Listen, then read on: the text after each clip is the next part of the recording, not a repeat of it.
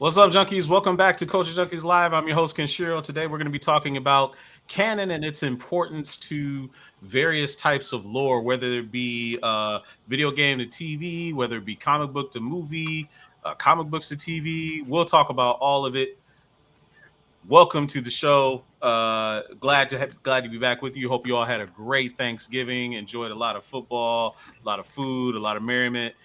Speaking of that, a lot of merriment. My friends, the great Adakuji GQ and Simon Says are here with me. What is going on, fellas? Glad to see you. Happy post Thanksgiving. Yep. Good to be back. Glad to be back. I'm full from last week still. Haven't eaten in 7 days.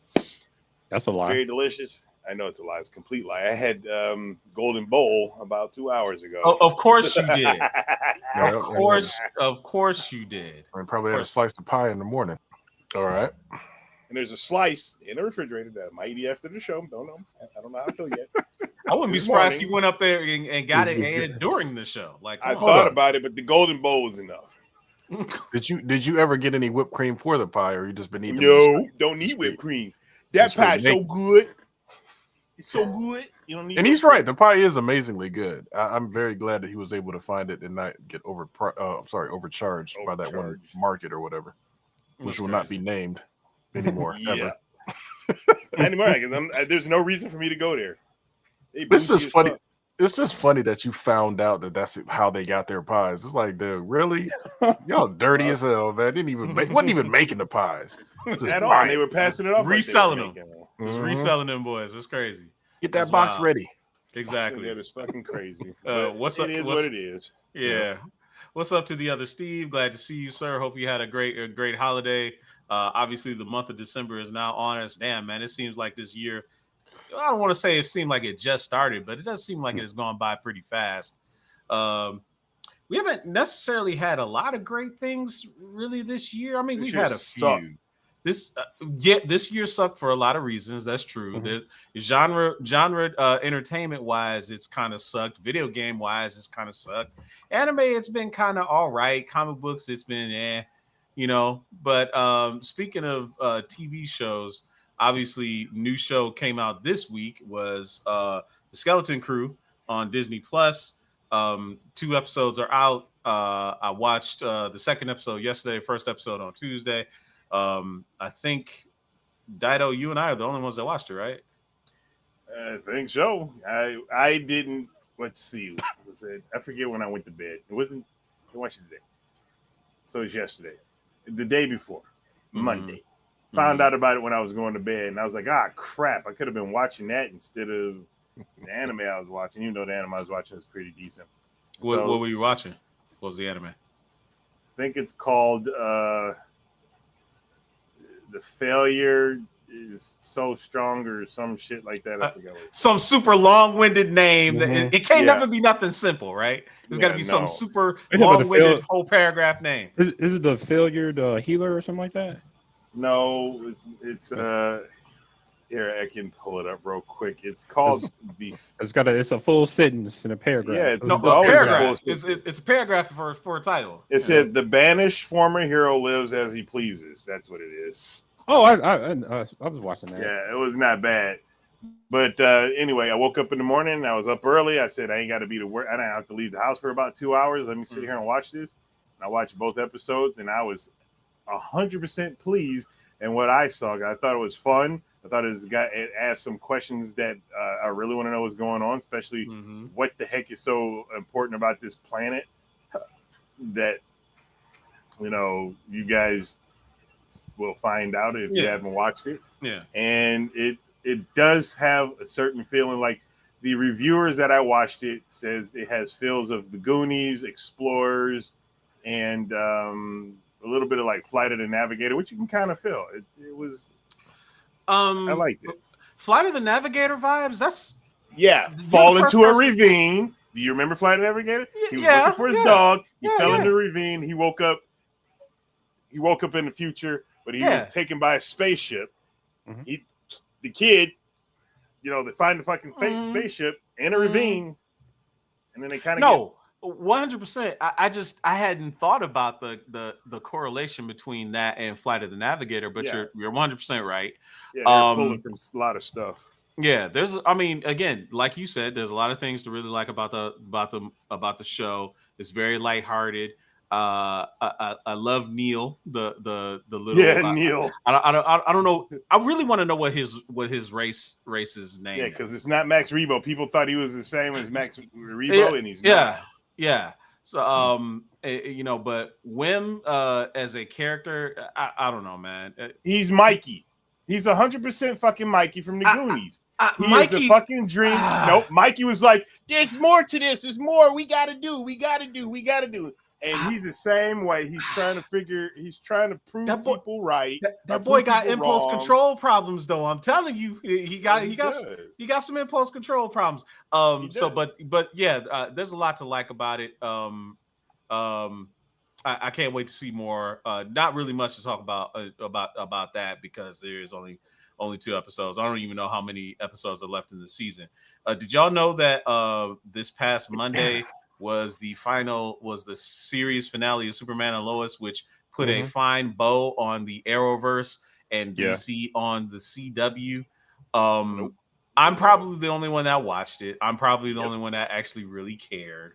I cared. I just haven't got a chance around to it. I mean, okay. I've been watching it since I finished the second. Well, I've been finished the second season. I haven't gotten to the third yet. So, but then when I was like, oh, I get to binge watch 3 through 4. Cool. And now that the Arrowverse is done. What an amazing era that we lived through. If you think about it, I ain't gonna lie, that was good. I mean, it had its hits, it had its misses. Batwoman, but overall, it for the better part. Was it 10 years? Was it 10 years ago when like Arrow and stuff came out? I think so. Yeah. Had to be longer than that. Okay, wait. Let's look this up. How long ago? The Arrow. You got to figure. Arrow had what, 7 or 8 seasons? I watched Arrow on Netflix. 2012. 2012. Yeah, it's been a while because I remember. And they did they did that Flash. What was the other one? Black Lightning. Supergirl. Supergirl, Legends of Tomorrow. They had a good like you said, it was a good run, especially for TV. Really good. And I thought it was kind of cool. They did add actual Lucifer in that whole with the crossover, with the crossover.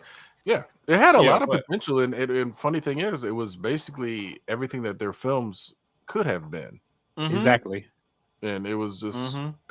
Again, it ran into the issue that most stuff runs into is like, okay, you're dealing with the TV budget and you're also dealing with a channel that's just not the best channel in the CW. But I mean, it is what it is. The best thing about Arrowverse for me was always those crossover episodes where they would basically cross a bunch of shows or whatever. Oh yeah.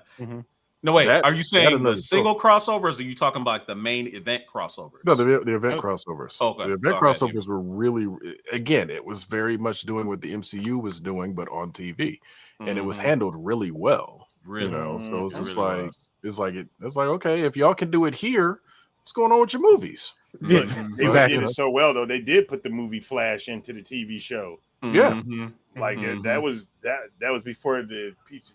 That guy decided. Well, I don't know if it was before or after or during when he. It was before. It was around the same time. It was close to or around the same time, but I mean, it was doing stuff that you just did not expect. Now, granted, the first time you got true movie crossover and TV show crossover in comic book world was still Agents of S.H.I.E.L.D. and Winter Soldier. Yes, that in and of itself, when they did that, it was like, whoa. Yeah, when Sam L was on ABC as Nick Fury, bro, you can't tell me that wasn't like the hypest thing ever. It was. Yeah, but no, what I liked the most though was literally having the episode before Winter Soldier came out in theaters lead right into the Winter Soldier movie, and in the very next week, all of that Hydra fallout was part of the show. It was like, bro, yo. And again, hold on. And another thing I thought was kind of cool that in the Arrowverse, it was like I guess the crossover, the Crisis on Infinite Earths, They actually had Kevin Conroy in that show playing as like Batman, like Kingdom as Come old Batman. Bruce. as old Yeah, Bruce. Yeah. Yeah, Kingdom Come Batman. So that was kind of dope. yeah, 100%. They had a lot of moments that were really good in the Arrowverse. So I mean, oh, I think with Superman and Lois, I haven't watched any of it yet. Now that it's what 4 seasons is 4 seasons Yeah, total. it's done. I'll just buy them all on Blu-ray and watch it eventually. Now, Really good. one thing I will say about Superman and Lois, one of the things that was kind of controversial, I think, for some folks, is the decision was made that after Crisis, you guys remember that the Tyler Hoechlin Superman and Lois, one of the storylines was they had their kid, Jonathan, and then when Oliver reset the universe, all of a sudden Lois and Superman were shunted off to it, onto their own world, and they had twins. Yep. So there was a bit of confusion that what was going on, because are they part of the main Arrowverse or they're not? And it turned out that they weren't.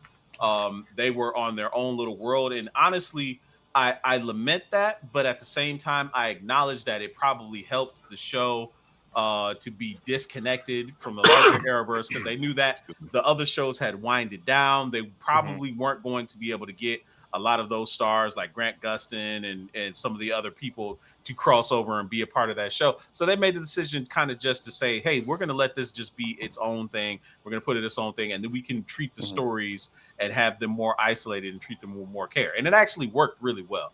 The writing on Superman and Lois is so very, very, very good. It's very good. I agree.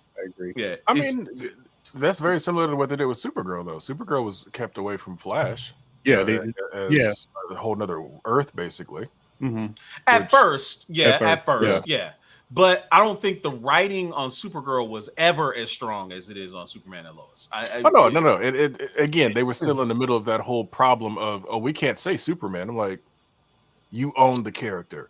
It's his freaking cousin. Stop saying the big blue guy in Metropolis. It's like, dude, just say Superman. Say Clark. Whatever. Even if you just don't want to say Superman, just say Clark. Give me something. But they was always weird about that. They were weird about about my nerves. I'm like, oh my God, man. Yeah, like how much better would it have done? Because obviously we know Supergirl started on CBS and then moved over to the CW. But how much better would it have been had they went ahead and had Tyler Hoechlin as Clark over on Supergirl, at least as an appearance, right? He did make kind an of appeal, but he didn't do that until they moved it to the CW. Right. Oh, okay. That's when Clark appeared. It spent one season on CBS and then it moved over. Oh, I see. The only thing they had was when Barry went over to Supergirl for that one episode. That was the only thing they had. Yeah. What's up to King Takeem checking in? He's 100% right. They were cowards. 100%. But I 100%. I give them their flowers. I thought the show was really well handled. I'm gonna miss the Arrowverse overall because we were blessed for a number of years to have DC on TV. I mean, man, remember there was this one period of time where the Arrowverse block, which was all handled by one dude, Greg Berlanti, who has become a TV superstar now, a TV producer superstar. He's a heavy hitter in TV nowadays as a producer. But this man had a block where for 4 days out of the 5-day week work week, you had one of his superhero shows in prime time on the CW. Yes, it was a lesser watched channel, but that is big, bro. To have 4 shows every single night. That was special. I don't know, man. Talk to Chuck Lorre. Chuck Lorre probably got shows on every night of the week. Yeah, he might. Yeah, he might. And again, I'm not taking anything away from Berlanti. I mean, because that again, the amount of work that has to go into a superhero show, we all know is insane. So I mean, to like you said, to have four out of the 5 TV nights of the week of on CW is not bad at all. So yeah, 100%. And Amarak is saying that Supergirl would have died on CBS. It was dying on CBS, and that's why they brought it over. Yeah. That's exactly why they brought it over to CW, because a lot of those older folk. Wasn't Lucifer on CBS? No, it was that was Fox. That was Fox. And they killed it on Fox, and then Netflix picked it up. Yeah. And finished And it was up. even better. It was even better on even Netflix. Even better on It was Netflix. even better on Netflix. Yeah. They didn't have to. They could do more stuff, even though they didn't really do more stuff, but they could have. I mean, I think they dropped a S or a H or a bomb. Yeah. A bomb. Yeah. No, and again, like you said, taking it over to Netflix versus, essentially what is still kind of network TV is always a plus in that sense with that type of subject matter. Because, you don't have to basically take the handcuffs off and do kind of what you want. Yeah, 100%. Yeah. As far as shows lately, the only thing that I've watched recently, I actually finished it yesterday, was the second part of Cobra Kai. So season 6, the latest season. Yo, man, you can't. That Isn't there one more coming? Yes, there's one more coming. Yeah, one more in than February. the movie. In February, and then one more, and then the movie. Yeah. Now I wonder how this movie is going to work, because they got to be very careful with the fact that this is still 6 seasons of a very good show. I've enjoyed every season so far. Yeah. But doing a film that probably has to put a bow on all 6 seasons, that's going to be interesting, because you could probably have a decent amount of people that have not seen any of Cobra Kai. They only know Karate Kid from the Jaden Smith thing, or obviously the Ralph Macchio thing, who I think he recently got his star on the Walk of Fame. Recently. He did. Yes, he did. Yes, Which he is did. Macchio? Cool. Yeah, Macchio did. Yep. Oh, that's cool. So what did you think of the part 2 of season 6, Cobra Kai? I enjoyed it. I like that new femme fatale that they got, because she's actually a Taekwondo martial artist, like in real life. She's fun. She was a good foil for Tori. I like the whole setup. Having Louis Tan there was awesome. Like, he's another really good martial artist in real life that they brought in. Again, the last episode got a little bit wild. It was just like, okay, y'all just throwing everything at the you took every kitchen sink you could find. It was like, throw it in there. Let's go. Like, all right, we're all for all and everything, but it was fun. Like I said, I've enjoyed the show from beginning to end. It is, as has been said, that show is way better than anybody could have even hoped or expected it to be. Yep. Look, man, I still feel some kind of way. And Top Shelf 95, did y'all watch The Jackal? No, but that show is on my radar. One of the things to watch. That show that what's it called? The Dawn of the Jackal, or The Day of the Jackal on Peacock. What's that about? It's essentially, it's like a prequel for that movie The Jackal that Bruce Willis was in. Really? Yeah, wow. it's essentially a prequel to that. Yeah. Nice. Yeah. That is one genre that has been getting a lot of legwork lately, is the prequel, especially of older properties and stuff that we all grew up with or have seen in the past and all that other sort of thing. I mean, even with like the John Wick spinoff with the ballerina coming up. Yeah, the Continental as well, being like essentially a prequel to everything that we knew in John Wick.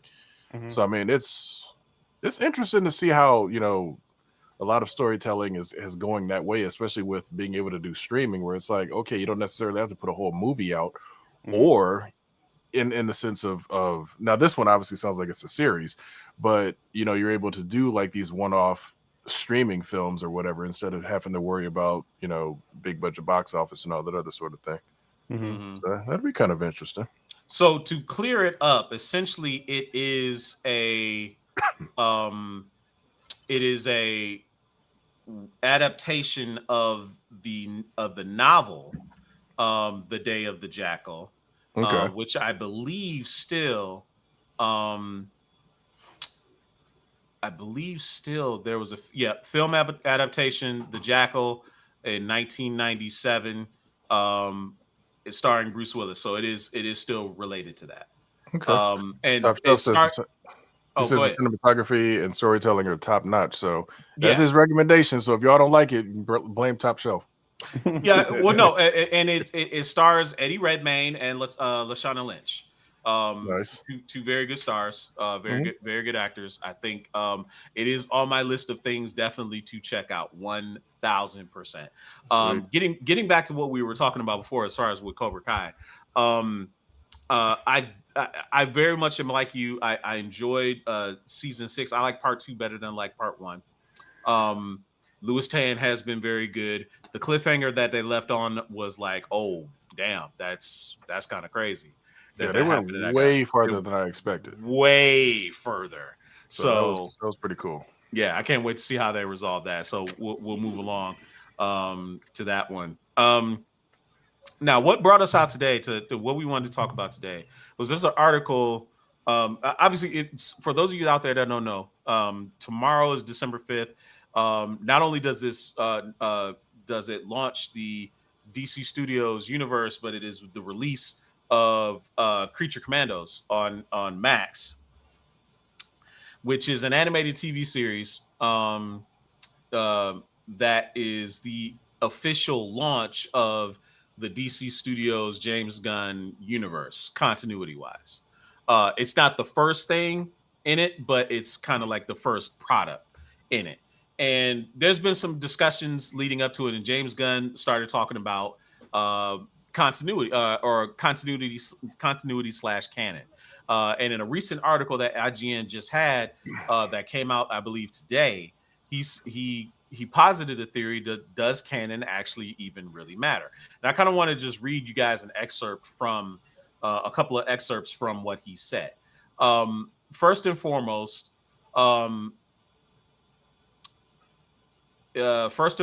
he says with regard to canon, he says, hopefully there is an authenticity and truth to those stories because we care about those stories, the characters, the actors, the performers, the animators.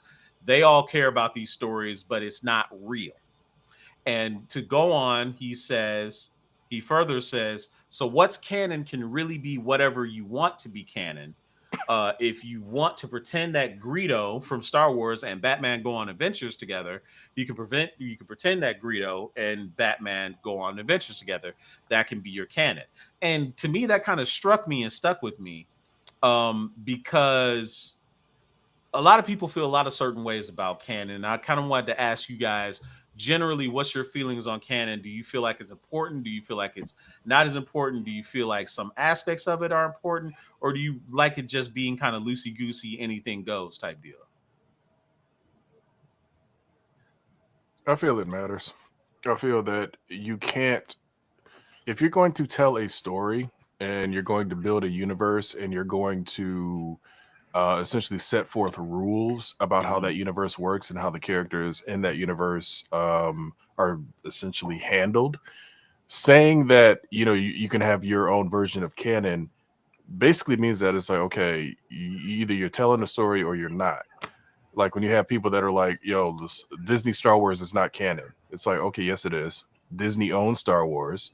Everything that they create related to Star Wars is canon because they own the story. Regardless of what Lucas made years ago, he sold it to them. It's their story to tell and canonize and essentially go forward. So people are like, oh, the sequels aren't canon. Yeah, they are. Because everything that's going to follow the sequels is part of canon. Whether you as a fan like it or not, you cannot change that. You're not in a position to change that. You can have your opinion about it all day long. Mm-hmm. Your opinion does not change what is canon. Mm-hmm. That's like me going in and saying, all right, Superman's not he's not affected by kryptonite. Just I was exactly going to say the exact same thing. Yeah, it's like he's been faking it all these years. Mm-hmm. When we know that's one of his major weaknesses next to magic. So it's like I can have my thoughts on it, my take on it. That's not going to change what is canon. Yeah. And it's in that regard, it's very similar to how people treat not just Star Wars, but we're also talking about Star Trek. Like very much Roddenberry played very fast and loose with canon. He had a very basic set of rules, but if it was inconvenient to what he did before and it makes more sense with what he came up with later, he kind of just disregarded what came before and just let it ride later. Like a very famous instance of this is the most popular Star Trek movie ever, Star Trek II: The Wrath of Khan, where when Chekhov and Captain Terrell run into Khan on Ceti Alpha 5, he says, I never forget a face, Mr. Chekhov. Chekhov wasn't even on the Enterprise when Khan first appeared in space. So how could he have known his face? Right. Same thing with Cybok being Spock's quote unquote brother. Spock never had a brother until he did. And a sister. He never had a sister until he did. He had an Earthling sister. Right. So in those regards, canon can be adapted to fulfill new stories and make things go, and you can't just throw it out. But again, like you said, also the people who own the rights to the properties get to set the rules of said what counts and kind of what doesn't count, right? Exactly. Go ahead, Dada. What were you going to say? I think it's a little bit of both, because there's certain things that you shouldn't be changing or change the character, i.e. Superman is affected by kryptonite, but there's so much things that in a story, if you have story A and story A to A till it ends, and then you have that same character in story B and this happens in comic books where like A and B stories don't even match each other. You can have a Superman story and this stuff happens, and Superman story and this stuff happens. Superman may be the same character, but different aspects change. So like for me, when I'm watching anything, it's about the actual story there. Because if you're going to sit and take your brain and start comparing it to other stuff, that's why so many people have problems with Star Wars. It's like, oh, well, they didn't do this in the original trilogy. So what? I don't care if they didn't do this in the original trilogy because they're telling this story. They're talking about this stuff right here. Like a lot of people didn't watch, I don't know if they did or not, but at least only half of us watched Skeleton Crew. And the beginning of Skeleton Crew, they're in the area in the neighborhood that looks like a lot of the stuff that we see right now. And it's the first time we've seen anything like that in Star Wars. Now, I haven't heard anybody complain about that yet, and I don't really give a shit to hear about it. But if a universe is so fucking large, and when we talk about a galaxy, a universe, we're not talking about a solar system like friggin' what we are accustomed to. And our solar system only has one planet that has, for what we know, intelligent life on it. There's a freaking vast universe where you can have every aspect of everything out there. You got people saying, well, it's not canon because, you know, the original 3 movies didn't do this. And personally, I don't like hearing that. I like being able somebody to be able to tell a story, and it's the beginning to the end of the said story, and certain things need to fit in the narrative, but you can't say it's not canon because like there was no force fast running. You saw that once, one time. You saw it. You never seen it again, but you can't say that's not canon because Luke didn't do it or Darth Vader didn't do it. I mean, there's so much stuff that Darth Vader didn't do that a lot of other Jedis are doing. And does it break canon? No, because they're creating a story. So, like, for me, when any story is being created, I just don't like when they say somebody else didn't do it, so I don't care. But to break canon, from what I hear, is when you have a character that is a certain way, like I said, Superman, he's affected by kryptonite. And then what do they do in other stories? They brought in new kryptonite where this one does this, and this one does this, and this one does this. It didn't break canon, but it added stuff to it. But people probably complained about it. It was like, because this didn't, and it didn't exist. It's telling a story. Stick to the story. Don't try to pull from in this and say that this. So I think what James Gunn is saying, what I think is when you're telling a story, everything is canon. But if you're, and that's what I think he's saying. I don't think he's saying like, you know, you can just do whatever the hell you want. I think it's when a story is being told, specifically a story by whatever the developer or whatnot, that story is canon. It doesn't necessarily have to be, you have to pull stuff. And Star Wars would be so fucking boring if only they could only do stuff you only saw in the first 3 movis. Could you imagine the Darth Maul fight? Could you imagine Darth Maul fight? And if they were fighting just like Obi-Wan and Darth did, bro, it's like that'd be boring. So that 100%. That's basically how I see it. So I agree. Excuse me while I take it up. Getting hot here. No, it's all good. Honestly, I think part of the problem with part of the allure of canon is it deepens your connection to the story. It deepens your enjoyment because we all, as we read many stories, as we enjoy different movies, we start to feel like, okay, we know this character, right? You know, like a lot of times I don't call Superman Superman, I call him Clark, because I feel like I've known him because I've been reading him for pretty much most of my life. I've been seeing him on TV, and I would like to say, well, if he acts out of character, I'm like, well, Clark wouldn't say that. Like Clark wouldn't act this way until he does, right? Until he acts Until that he does. right? Until he does. Like Clark used to be portrayed as a bumbling oaf when he was Clark Kent. Now they treat him more as like, you know, he's a straight shooter, no nonsense dude. They don't treat him like he's some kind of goofball. He just treats him like an upstanding dude. But when he's Superman, he's that plus the powers, right?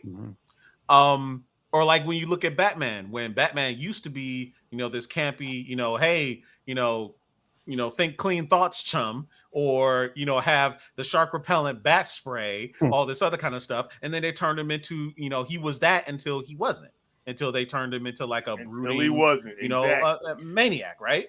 So You know, go ahead, man. Simon says. What I want to say would be kind of like this. You remember, and this is, of course, my favorite comic book character, Green Lantern. The weakness of the Green Lantern was the color yellow.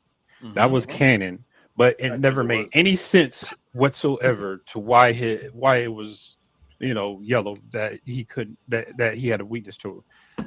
Which was funny because then along came Jeff Johns and he made it to where the reason why they were affected by the color yellow was because the yellow impurity, well, parallax.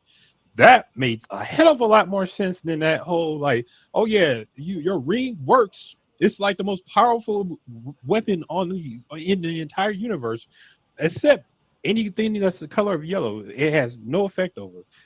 Why? I'm just like, it's like I'm pretty sure like every like lantern asked that exact same question. Well, why is that? And it just so happened that the one person with the yellow ring happened to be Hal Jordan's arch nemesis, Sinestro, right? Yeah. Like just so cleverly convenient, right? The one guy who has the yellow impurity is the greatest villain to the Green Lanterns out there. I'm just former Green Lantern too. Former right. Green Lantern, yeah. To answer Top Shelf's question, he says, "How do you blow up the planet Vulcan if they help the Earth become, you know, what it is in Star Trek?" It's not necessarily that. Obviously, the Kelvin universe is an alternate timeline. That's the first part. Second part, only thing the Vulcans did, according to the Star Trek films, in that film continuity, is they helped them discover, like the what was it? Cochrane was developing warp technology. First contact. Contact, and they were like, "Huh, primitive apes over there figure something out. Let's go check go down there and see what's going on." Yeah, that was it. They just kind of jump started what became Starfleet and all that other sort of thing. Vulcan blowing up I'm not Vulcan blowing up. It was really became a black hole, but it doesn't really affect anything because they had already had first contact by that point. Right. That was kind of the only real thing there. But again, back to the point that Dido and Simon made. It is what it is. That's the story they were telling for that particular story. So that, you know, that's fine. I just don't like when they try to have fans dictate what should be canon, because that you're not in that you're not in that position. I love you saying that. Actually, it's a great point. I actually kind of want to touch on what Patricio just said in the chat there. He said, "Here's the thing: we can split canonization. MCU is a great example of this. They brought the MCU to mirror our current world. If they didn't, everyone would just be a bunch of white folks." And he's 100% right. When those characters were created, pretty much almost all of them were white, right? There was no Black Nick Fury. There was no well, there was there was Rhodey. Rhodey existed, but he was relegated to a sidekick. He didn't have his own armor or anything like that. He was just a side piece, right? But they wanted to adjust canon to resemble what the actual real world I don't think Tony was swinging that way. Yeah, no. Tony is kind of he was definitely not a side piece. He was definitely a sidekick. You get what I the, mean. the only black hero you had was heroes were Falcon and of course Black Panther, and that Black was Panther, exactly. That was pretty it. Luke Cage. Luke Cage. Luke you Cage, had- but Luke Cage hasn't been in anything besides his series, Right, which exactly. isn't yet. Exactly. It is now, I guess. They're going to try to work that in, Mhm. but at the time when MCU was, doing this thing early on, that wasn't part of it. Yeah, but it you're wasn't 100% right. Luke Cage was around, of course. Yeah. But I love what you said about as far as like having fans try and dictate what counts and what doesn't. Takeem, I'm a start to fight you a little bit right here, right? So we're gonna talk about it. We're gonna talk about a little TV show called Halo, the TV series, which a lot of people, that love the Halo game and the Halo lore absolutely hated because Halo deviated and created its own canon and tried to do its own thing. For someone that like me that didn't play the game or wasn't really attached to the lore, I was fine with that because I could enjoy the story for what it was, and it kind of could get me interested more in, what is quote unquote canon proper. But it didn't detract, it didn't take away anything from those people that read those books or played those games, or they still have those things. I just had something that I could enjoy, right? And I think for a lot of the things with it, that get created in adaptations, we should be able to be open-minded enough to allow those things to exist, because there's a lot of instances where you got to meet people where they are, right?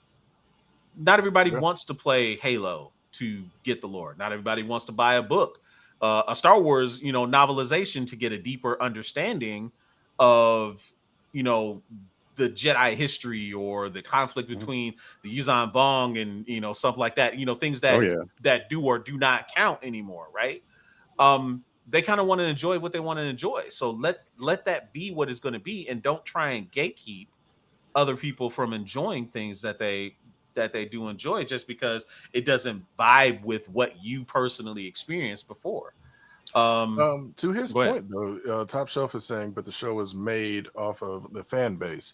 There is a definite yes and no to that. You have to remember, like Star Wars is a prime example of this. Star Wars is not so much unique because Star Trek is basically a little bit older than Star Wars, but Star Wars is in a unique advantage of having movies from this late 70s, early 80s, the 2000s basically, and then now the late, hey, when did Force Awakens come out? 2016? 26. Yeah, so it's had 3 major generations of major trilogies across like a litany of years. So it has 3 generational fan bases with it. It is unfair for anybody to come into Star Wars and be like, okay, right off the bat, you're a 10-year-old or whatever, you can't like the sequels, even though that's what came out during your lifetime. That would be ridiculous, because you have to watch.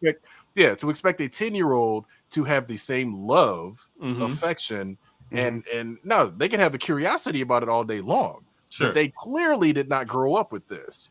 Halo, the TV show, is kind of in that same boat. Now, Halo obviously isn't as old as Star Wars, but Halo is a old property. Yep. It would be insane for them to expect anybody that's going to watch this show to have to be dyed in the wool all the way back from the original Xbox playing Halo to enjoy this show. That's how you have a show that's not going to be successful, because you can't pull anybody else in but those diehard people. You have to have something that appeals to a broad audience.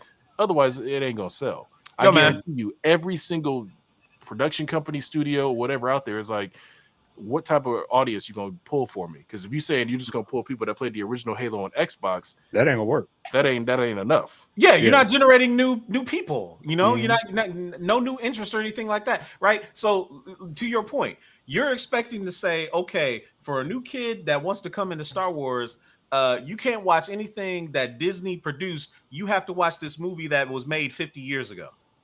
Huh? You gotta watch that first. You gotta like that first, because like the whole thing is that first off, George Lucas said Star Wars is for kids. He's always said that, and why so many people liked it, because we all saw Star Wars as kids, and a lot of people that were older than us were still technically kids when they saw it. They might have been older than us. They might have been more conscious when they saw it, but they were still technically kids. And then all those people grew up, and that's why they didn't like the prequels. I personally liked the prequels when I saw them. Yes, they had some stuff about them that I didn't like, but it's the same thing about the original ones, regardless of that. And now all the kids that saw that, they have fond memories of the prequels. And when the new ones came out, those kids more than likely enjoyed it. I don't know, unless their parents told them not to. But they watched it and probably liked it. And then when they become adults, they're gonna have fond memories of the sequel trilogy. Yeah, and the thing is, it's just I understand people should enjoy what they enjoy, but you can't when telling said story. Everything that's contained in that story is contained in that story, and I just think they don't necessarily need to always be pulling from other stuff. Like I get why people want to, because I used to have that mentality. I've told this story many times, and I'll tell it again. It's about Resident Evil. I enjoyed Resident Evil, and I really wanted to see the games on the screen. And we know the first movie, that's not what we got. The second movie looked like they were going to do that, and I was heavily disappointed. And that's when I changed my opinion about that. Like, look, I don't necessarily have to see that stuff, and I get it because a lot of people do. The last time I watched the new Yakuza series, and to me, Yakuza is something that is easily able to move because it's an RPG. It is story driven. It has character development for everybody that's in there. They should have been able to pick everything that needed to be and put it in the TV show. But then they make this TV show and start bringing stuff that wasn't there. But they were telling this story, and it was vaguely like the video game. But I did not enjoy it because it wasn't like the video game. I just didn't think they did it well. There was a lot of stuff that just could have been done a lot better, like just the character development of a lot of people. Top Shelf has actually got a really good comment too. Like, take for instance the Super Mario Brothers movie, which didn't make Princess Peach a damsel in distress. They made her a hero in some aspects, and she wasn't. And they changed the lore of Super Mario, but they still trade true to the spirit of Super Mario, which 100% they did, right? You have some fans that their love or their appreciation for the lore kind of I don't want to say stunts their growth, but I've had people say with regard to Star Trek Discovery, because if, as you all know, Star Trek Discovery started as a prequel to the original series, and a lot of the comments were made not only because Michael was introduced as Spock's new sister, who was black and she was a human, you know, black and two absolute no-nos. She was black and she was female, and you know, she was put on an alien planet. I digress. But one of the other problems they had is that the tech in Star Trek Discovery looked eons better than a 1960s sci-fi TV show. And so people were like, well, you should have just made the technology look like 1960s sci-fi. I was like, are you out of your minds? Are you out of your minds? No way. Yeah, Sarek was getting around, huh? Well, yeah, no, it's just trying to say that because for continuity and for canon to make sense for you, they have to purposely downgrade. No. I understand that. I understand that. I understand that. I'm talking about Sarek, Spock's dad, was apparently getting around. No, it was adopted sister. Adopted sister. Yeah. No. I'm just trying to understand. I'm just trying to understand. King to King brought up a point. I said them doing that in Acolyte is one thing because they were mostly in an unknown era. The stuff could happen, but then you completely change the characters, motivations, and origins in this modern day issues. Okay, I can. It depends.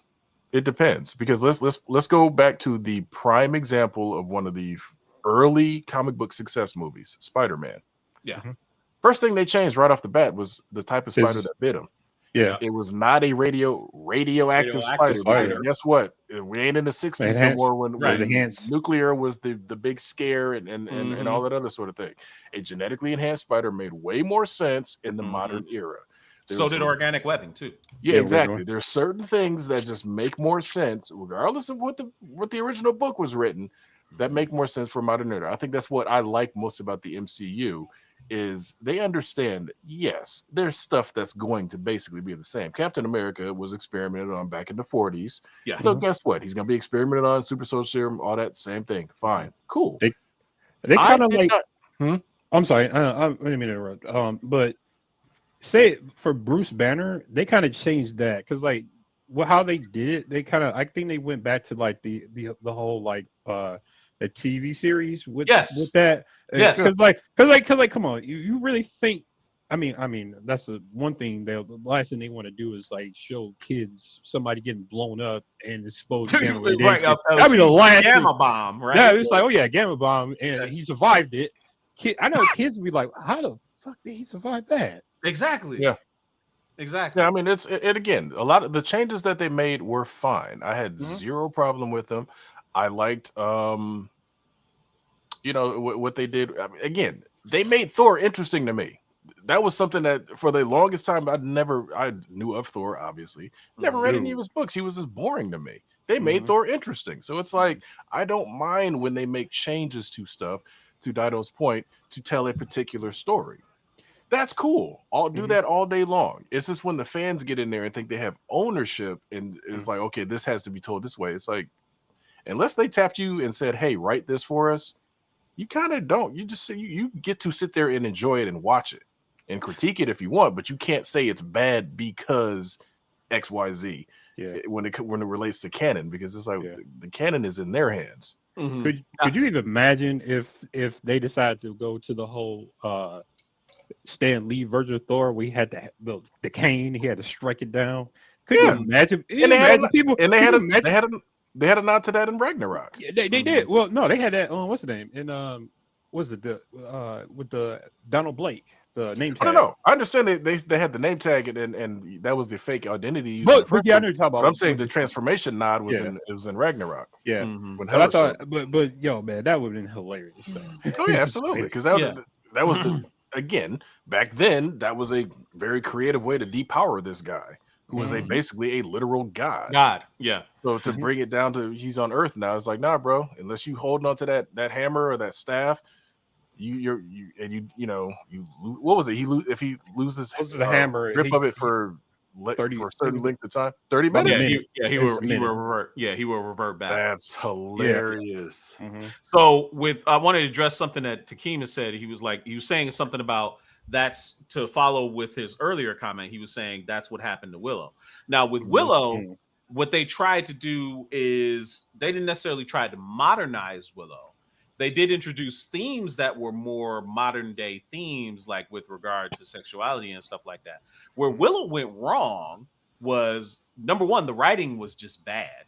Number two, the production and the way they did it with introducing modern day rock songs into something that was a complete medieval fantasy just really took you out of the fantastical element of it. Worked for Knight's Tale. Yeah. What? It worked for A Knight's Tale with Heath Ledger. Right. But, for a Knight's Tale. And again, like that is, for some things it can work and some things that doesn't. That doesn't necessarily make it bad. That just means that it didn't work. And that doesn't necessarily mean you can't try either and adapt things for more modern audiences and modern tastes. You don't have to necessarily keep staying in the old mode of doing things. If you did that, then we wouldn't get some of the really excellent stuff that we've gotten in recent years, right? First time they dealt with Thor being 15,000 years old and seeing all those people die he loved. I have no idea what that means. It's a reference to Infinity War. Not 15,000. I mean, Infinity War said he's over 1,500 years old and he's killed twice as many people as that, which sounds pretty low. Considering how many wars he's been in, but but beyond that, to me, Hemsworth's performance in that moment, opposite a character that wasn't even actually there, was really good because it showed the gravity of all the people he lost in that short period of time. That's why his appearance in Endgame, when he became depressed and quote unquote Fat Thor, to me was so well done, because it's like, okay, you're seeing a hero who basically out of all of the lineup that we've seen is one of the most powerful, truly depressed, like at his lowest of the low. Absolute lowest. Like Yeah. that's unheard of in Yeah. most hero movies. I thought you're getting the actual Norse mythology accurate Thor right there. Well, that too, because he is a little bit more rotund in the Norse books. But to your point, Kenshiro, about dang it, I kind of lost it a little bit. Where you were talking about people trying things for modern day, that type of thing. Oh yeah, that's what it was. Unpopular opinion. I never liked Willow, even the movie. Which is fine. Yeah, which is fine. Yeah, you know, I understand. I acknowledge that. There's something I always love to say to people that have issues with stuff like The Acolyte or Willow, or even for me, the Snyder Cut, or Batman v Superman. Not everything is for everybody, and that's okay. That is absolutely okay. I don't have to be so much of a fan to say that it is my God-given right to have everything made in genre entertainment cater to me and my taste. That's foolishness. That's foolishness, right? Yeah. There's a lot of things, like hell, as my boys have loved deriding me for like nearly 20 years, I didn't see Fifth Element until like 4 or 5 years ago. And that movie came out in 1997. Like it is what it is. It doesn't mean that I didn't like it. It doesn't mean that it just wasn't that important to me. And whether I saw it, and if they didn't show it to me 4 or 5 years ago, and I still hadn't seen it, okay, that doesn't take anything away from anybody else that still enjoyed it. That doesn't necessarily make it bad. I just would still be clowning you for it, though. Yes, you would. Yes, you would. Now we got to get you to watch Valerian. And it was the 1,000 Planets. Yeah, which actually wasn't bad. It wasn't bad. That movie was good. Valerian. What was Valerian? Was Valerian that movie with what's her name that played Enchantress? Yeah. Yes. Cara. Okay. Yeah, Cara Delevingne. Yeah. Yep. Where's she been, by the way? Like, she just fell off the face of the earth, man. Right? I have no idea. I might like look on. Now the one that I didn't like, because I went to the theater to see it, was not Valerian, but it was the other one that the Wachowskis did. Jupiter Ascending. Thank you. Yeah, I think it's funny though. He knew exactly what he was talking about too. Yeah, Jupiter Ascending. Yeah, I know exactly what he was talking about. I think the problem I had, and again, it wasn't an expectation thing. I mean, the Wachowskis are the Wachowskis. They do interesting films. I just was bored by that movie. I think that was the kind of the issue. Now, granted, I think it was supposed to lead into a much larger trilogy and all that sort of thing. It's just that as a first film was just not. It was kind of like, Okay.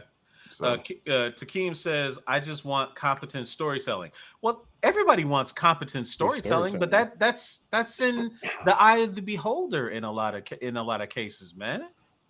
Like, it really is. Like, I could say that Halo was competent storytelling. You would say it wasn't.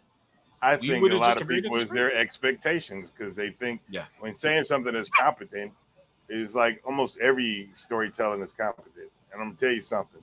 If you don't think so, watch movies like The Room. If you've never seen The Room, if you've never seen Clownado, if you haven't seen some of these really terrible movies that I have actually sat down and watched, then that statement, you should never use that statement, because almost anything that makes it to Hollywood, that gets on the big screen, that gets a big major budget, is competent.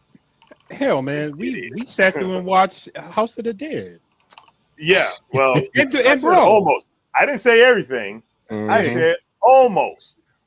Because again, House of the Dead will fall into that something that's not competent. But a lot of the things that people have complaints about are light years ahead of that stuff. I think 2 sequels I can tell you right off the top of my head that made it to Hollywood's big screen, but it had no business being there, was Speed 2, Cruise Control. Oh, yeah. and Joker Joker 2. Folie à Deux. Folie à Deux had no business being where it is on just whatever. I'm leave it at that. Speaking of Canon, I want to ask y'all on this one movie, your opinion on it. I'm pretty sure y'all saw Speed Racer, the live action movie. Yeah. What was your opinion on when they added Ma Racer into the whole in the actual like movie itself. I kind of didn't care, because I know it was a love letter to Speed Racer, and stylistically, you can't tell me that the Wachowskis didn't put their foot up in a foot up in Oh no, Speed Racer. That should look great. it looked great. It looked great, right? Mhm. It wasn't a good movie, right? Oh, It wasn't by like no a means. fantastic movie, right? But it was entertaining, and ultimately, at the end of the day, that's kind of all you can ask for, right? Not okay. And I think My movie the should other be entertaining. the other problem we run into, right, is, and this is part of Hollywood's problem, in my opinion, is that everybody wants everything to be a tent pole, right? Speed Racer, they wanted it to be, a tent pole that would start a bunch of sequels. Never mind the fact that movie was freaking expensive to make because of all the effects. But Oh yeah, but people wanted it to kick off a run of like anime inspired films, and Speed Racer was going to be the one because he was kind of one of the first big anime properties to make it big over here. A lot of people had the same aspirations for Ghost in the Shell with Scarlett Johansson. I personally enjoyed Ghost in the Shell. I thought it was very good. But other people didn't really like it because they didn't like it because Scarlett Johansson, and that's their only excuse. And them not knowing anything in background about the fucking body that the ghost was inside. Duh, yeah. I mean, you really think about it. They didn't care about that. They just said it should have been an Asian because it was Japanese. And the freaking guy that wrote it said he liked Scarlett Johansson being into it in the goddamn thing. I don't even need to go into all that stuff. Yeah, you really think about it, it's a fucking prosthetic body. It could be whatever she wanted to be. I don't know why people forgot that part. Right. She could have been in the body of a child for all that's what she was at the end of the movie. At the end of the movie, exactly. Well, not even just that. Let's be real. Scarlett Johansson is a draw. Yes, exactly. Put Scarlett Johansson in the movie, that's box office right off the bat. Whether you like that or not, whether you think an unknown should have got it or not, it's like, okay, so you're gonna have a movie full of unknowns. Not saying that they were all unknowns. I mean, there were obviously some known actors in it, but top billing is an unknown versus Scarlett Johansson in Ghost in the Shell. I think I know which side I'm going to lean towards. I think people have to. People have to remember this isn't show feelings. This is show business. They in this to make money. People love to say this is a cash grab. Everything is a cash grab. otherwise these things aren't getting done. I guarantee you, if the MCU was not profitable, we would not be watching any more Marvel movies. Correct. Or TV shows. We wouldn't have it. We wouldn't have it. King Takeem is 1000% right. People killed this movie. I liked it. I liked it a lot. The Dark Tower. Yes. Well, you might have liked the Tower. You know why they killed it, right? Because from my understanding, Dark Tower is a series of books, and I got to watch the movie again because when we went to the theater, I was all in the front row like this, so I don't even remember most of the fucking movie. I remember, but they said that if they would have took it like, and I'm only using Harry Potter as a comparison because even though a lot of stuff that was in the Harry Potter books did make it to the movies, they still had 8 movies, if I remember correctly. And they said Dark Tower should have got that same treatment because it was a lot going on. There was a lot that apparently connected to a lot of other Stephen King books, and they just shit the bed. Now, it might have been an entertaining movie just to watch, but as we are all nerds who have decidedly said that if things don't go to the way I want them or as canon as they should be, we're not going to watch it. And apparently it was more of them than there are people who wanted to just watch an entertaining movie. Well, I think real quick, I think one issue with that though, that is almost the Shenmue effect, in my opinion. You can have plans to have, 8 movies or 14 games or whatever it is that you want to have. You got to get that first one out super successful first. Because I guarantee you, if Iron Man flopped, we would have never got Infinity War. Oh yeah. So it's like you got to get over that first hump first. And again, it's fine to have the plan and the blueprints out there and stuff ready, but and again, for me, I understood that Dark Tower was a Stephen King property. I just went at that as like, I'm just gonna watch this movie because I was entertained by the film. Mhm. Yes, they probably could have done more with it. Yes, you know, there's whatever. You got to remember, studios don't like to commit to stuff like that unless it's a guaranteed hit. Yeah, exactly. What was that movie? The Mortal Bones. Mortal Engines. Mortal Engines. Yeah, yeah. Mortal Engines. Oh my god. Yo, Talk about another movie that was some weird competency issues. Yo, man, they had so many plans for a whole series around that thing, and that movie flopped like crazy, bro. Yeah. But you know, another thing that couple things we got to wrap it up here pretty soon. Top Shelf was saying what y'all think about Cowboy Bebop. They tried to stay true to it, and it was a total miss. To your point, so Cowboy Bebop was one of those things that it just didn't hit with enough people. Both Dido and myself watched Cowboy Bebop every episode. Enjoyed Cowboy Bebop. There's only two things I didn't like about Cowboy Bebop, and that was Vicious. I didn't like how he looked.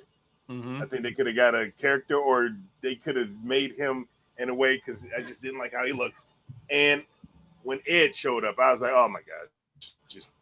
But that was about it. Yeah, like Meow Yen in the chat to see her sneaking in at the last minute. Appreciate you. Yeah, I mean, Cowboy Bebop wasn't bad. We can admit that it wasn't great, but it wasn't bad. I think it was also a victim of being on Netflix, which is notorious for funding one season, you know, drop-offs. The less said about Jupiter's Legacy, the better. Don't remind me. I was so hyped, man. I was hyped. By the way, yeah. Has anyone heard anything else after Jupiter's Legacy about more Miller World properties being adapted on Netflix? It seems like they've quietly shuttered that. Like I was pissed because you really think about it. I'm a big fan of Mark Miller. I've read all his books, and the one book that I was hoping that they would actually bring to life would have been Nemesis. Prodigy. Oh, Prodigy. Okay. Yes, because I don't know if you read it, but I have read Prodigy. Dude, the guy, great character. Edison. Oh my god, that guy is great. He is the greatest character. He's like basically Tony Stark meets T'Challa in one. Yep. Well, that's kind of oxymoron. That's oxymoron. Yeah, because T'Challa could do everything that Tony can do practically. I would say maybe like T'Challa and Batman all together, because like he got the funds and everything, and then like, but that's another oxymoron. That's another oxymoron, because T'Challa could do everything Bruce could do, and he got more money. But he's more fit. Oh yeah, they both are more. T'Challa beats all of them because he has superhuman strength, and he can intellect, and he's a quadrillionaire. Yeah, and he's ruthless. He'll kill anybody that. My man's got a whole nation's gross dimensional product. You know, GDP. But again, though, in another property that I was like, another one that I thought would have been made an actual cool series would have been Empress as well, because like the ending, oh my god. But I digress. They fucked that one up. I was so mad. It's not an oxymoron when you consider the personality of T'Challa versus Tony. I get it. Yeah, no, I get that. Yeah, that's fair. To anybody that has a PS5, go download, unless you've already done it, the update that gives you the 30th anniversary fun, which is the stupidest thing to make it limited. Make that as an option. I can do whatever I want. Permanent. That should be permanent. Definitely be permanent. I thought it was going to be, once you selected it, it was the load up screen would either be PlayStation 1, 2, 3, or 4, not just PlayStation 1 load up screen, and then the different backgrounds. I was like, oh, how long is that though? I kind of get why, only in the sense that the PlayStation is the one celebrating its 30th, but yeah, they should have made it where like you can the very first one is like, yes, welcome to the original PlayStation, startup style. And then if you want, the PS2 startup style, PS3, and that would have been sweet. I would want the PS2. Which one would you guys want? Which version would you want? The original PlayStation PS2? Yeah, PS2 to me was the best. PS2, yeah. I mean, the one is iconic, obviously. Yes. We've all had it. Everybody knows that sound, from anywhere. But the way the 2 started, it made you feel like, okay, this is a futuristic game system. It was just weird. It was like the simplest thing is a noise, a little like, light trail, and then those pillars coming up for all your saves. That Yeah. to me was the coolest thing, because it Cool. was like, you know, everybody's was different. So it was like, Mhm. okay, that's actually really interesting. Like, okay, Mhm. that's cool. PS3 didn't really have much It of didn't a have much of anything. I was an honestly. Xbox 360. I had a PlayStation Yeah. 3, but I Mhm. bought majority stuff Xbox 360 back in that Yeah. era, and then I didn't Mhm. start buying more PlayStation 3 until like. Now, see, now PS3, the only thing PS3 really had was the cross media bar and the customizable, you know, themed backgrounds that you could have on your own. That Which part is I hilarious enjoy. that they brought that back, sort of, for the Sort of. PS5 only through this, and it's only on that one screen with the widgets. I'm like, It's so dumb. you brought back one of my favorite features, but Yeah. I can't use it really. Like, you doofuses. Like, whatever. I love that. Yeah. Oh, yeah, no, I've already owned PS2 and 4. Of course, Oh, we've yeah. already owned it, but it's awesome to You be able to should. go back to that original You look only own it and to- Yeah. style. Yeah. No, I think she said she's only. Oh, on she's the 2 and only. 4. Oh, I see. Yeah. Why? She skipped the 3 altogether, probably because the Xbox 360 was so much better. Yeah, the 360 was just where it was at, because if you were going to play online with people, it was just get it in the game. Yeah. Most games that were on both systems ran better on the 360. It was Yeah, just man. Sony exclusives were But- amazing on the 3. But Yes, like yeah. Metal Gear Solid 4. Yes. That game, Anything that was a Sony game, exclusive was amazing. I don't know. I That play- game I- was worth the price of the PS3 for me. That game Yeah. was amazing, and they Yeah. better bring that to the next collection or whatever, because they don't bring that back around. Yo, man. All I know. This is what I know. That Xbox arcade library was second to none. I want a lot of those games to like be made cross-platform or bring them back somehow. Like the out of print Voltron game that we all used to play back on the 360 back in the day. You like used to love that, right? Or Afterburner. I forget what was that Afterburner? They game dropped that that Afterburner. It's like Climax, I think it was called. Yeah, Afterburner Climax. Yeah, man. Dude, I love that. Or what was another arcade game that I really enjoyed? What was that? The hardcore game that they had for the Contra hardcore game that they had. Contra Hardcore. That's backwards compatible on the newest Xbox. I can still play that. But was it the? Oh, it is. It is. So it's you just still called play it? Hardcore. It's not called Contra. It's called Hardcore. Yeah, I enjoyed that one. I enjoyed it's backwards compatible. That you can still play that one. I don't know. Dido and I discovered the one bad thing about digital gaming on his Xbox 360 one day. We was going to fire up Double Dragon though. Oh yeah, that's when it really became a thing of like, wait, what? They really don't care what you bought. They like, like, bro, that's scared. It was set it to demo mode, and I was like, why is it set to demo mode? I bought this fucking game. Why is it saying it's a demo? And well, what happened was that I had got a new Xbox 360, and you have to make that one your Xbox, because my old one, I didn't even know about that. So like when I traded it in, got the new Xbox 360, it was downloading stuff. It wasn't my primary, it wasn't my home or whatever Xbox. And so I put shit on demo mode, and it was just Double Dragon. Was it one of those? It was one of those license deals. Yes, man, that shit was messy, bro. Yeah, wait, you never transferred your saves over? I didn't know that you had to do that, dude.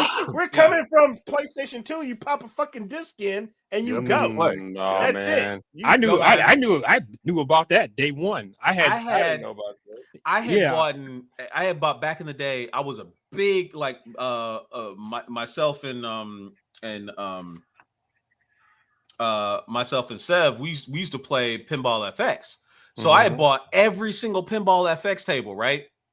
I remember when I came over to Dido's house one day and I wanted to fire him up and I wanted to play those old tables, and like, but they were saying like, oh well, you know, these tables don't belong to you anymore. And I'm like, wait, what are you talking about? It's like, yeah, all you have to do is like re-register and prove that you actually bought them. Well, I actually bought them because I always use like the Xbox 360 points, so they were never really actually attached to my license, to my profile, which is stupid. It was so stupid. Like I said, man, I like owning my stuff. I understand that, yes, in modern era, we don't own any of the games. We own physical or not, because it's always the license and you're just, allowed to play it. But I don't like the idea of I gave you $60+ and this thing can go away because you decided to turn a server off. That to me is Yeah, I don't like that. that's just ridiculous. I it's don't like, like none of it's that. like if you're gonna turn that server off, give me my money back. That I like Right. my freaking what you call it. How many gotta- games? How many games Whoa. are lost to the ether? What is that one, Dido? Oh, this This Like one Dragon. is another Like a Dragon Yakuza game. The man Oh, who yeah. erased his name. Mm-hmm. And I'm still haven't finished Yakuza 5 yet. And then I bought Resident Evil 4, which is sitting over there with those assholes fucking disc rattling around in the damn thing. I had to open it up. I do hate that. Yeah, I wonder how many of those Xbox arcade games are just literally lost to the ether. Oh, Like, there's tons. Yeah, There's you tons. just can't play them anymore. Like, which is I might have sad. to ask for Unless you Waffles have if an he, like, lost Xbox any of and you had his. downloaded them. Yeah. Yeah, that's to me that's silly. It's like literally for Microsoft, a company as big as they are, leave a couple of servers up with those particular games and make them always available. It costs you pretty much nothing. That's the thing is these companies are delisting them. Like you do know, and we didn't talk about this, and I know we're going over and whatnot, but Sega is about to delist a shit ton of fucking games tomorrow. No, excuse me, on the 6th. Yes, on which PC, is basically Steam, almost tomorrow.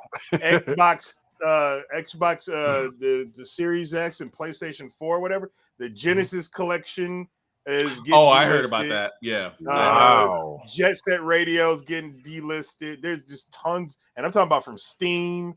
They're delisting, meaning if you did not own them, if you own them and you bought them, you can play them still. Yeah, and I think you should be able to still download them if you bought it and deleted it because you got the license to it. But you won't be able to buy these games, and that's what typically happens. Is it's not Microsoft and them that's doing this stuff. It's like the license. So like Voltron is a licensed property, and they probably only could sell so much of it.